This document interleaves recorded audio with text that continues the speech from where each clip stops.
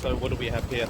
I thought I'd start the day with breakfast on the beach, so I went and got some poissons. They're still warm, I've already started eating them. So I'm not sure how well the camera will pick this up, but basically the beach of course is empty at, oh actually it's 4:08, so it's not that early.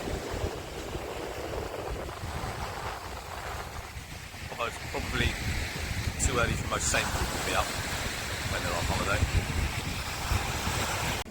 There's no driving on the campsite before 8 o'clock in the morning. At least I think it's 8 o'clock, I'm going to check. So I'm being forced to have a relaxing morning. I don't know what time the restaurant opens, so I can get a coffee or something. So I'm only driving about 20 miles today, not very far, but it's a chance to see a few more places and move further along the journey. Okay, so I've stopped here mainly because I managed to eventually find somewhere to park.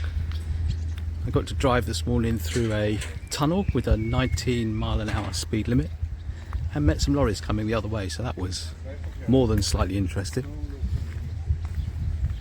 I've spent about 15 minutes trying to park because I found a couple of spots to park in, but the parking meter things weren't working, so I couldn't actually pay and display. But I've now found somewhere, so time for a morning cappuccino. So have I ever mentioned how much I hate pay and display? The whole concept is ridiculous, right? Because you have to pay for your parking and decide how long you want to stay somewhere before you've been there. So you've got no idea. So I paid for an hour and a half to be here.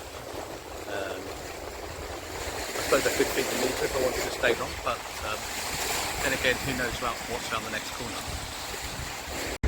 So I managed to spot a supermarket with some parking outside, which was good, because I need some water, and so it gave me a chance to stock up on a few bits and pieces. So I'm at another campsite and I'm currently doing the walk. So what happens is when you get to a campsite, at least around Lake Garda, they give you a map and circle a couple of pitches and then suggest you take a walk and look at the pitches and decide which one you want.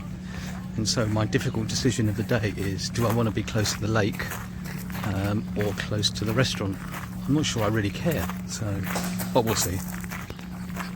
So that's one of the spots on offer. Around here is another option, but that's really close to that toilet block. So those previous spots were what they call natural spots, and these ones here are comfort spots, which means they're closer to the pool. I think these ones might be a bit bigger and it's a bit less crowded. She said she had loads of these, so I could just pick any number that was free, whereas the ones down near the lake, they've only got a few spots. So I don't know, I'm thinking maybe this one. It's got little hedges. I also, of course, are looking at how flat it is because I don't want to sleep on a slope, as I have no levelling blocks. I ordered some levelling blocks, but they never arrived, and then I ended up getting a refund for the levelling blocks that didn't arrive. So also it's one less thing to have to carry around with me and faff about with when I get to a campsite. So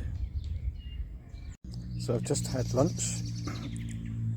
I did pick that spot in the end, and I found somewhere shady to put my chair, so it's a good thing.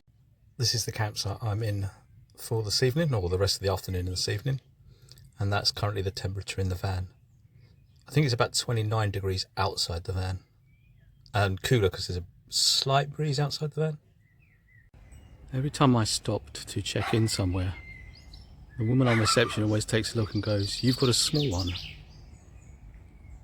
One could take that personally, but looking at that, I realise what they mean. As I see it at the moment, there really are only two options. Either sit in the shade or go sit in the pool. I've not long eaten, so I think I'll sit in the shade for a little bit and then maybe go jump in the pool or the lake, whichever.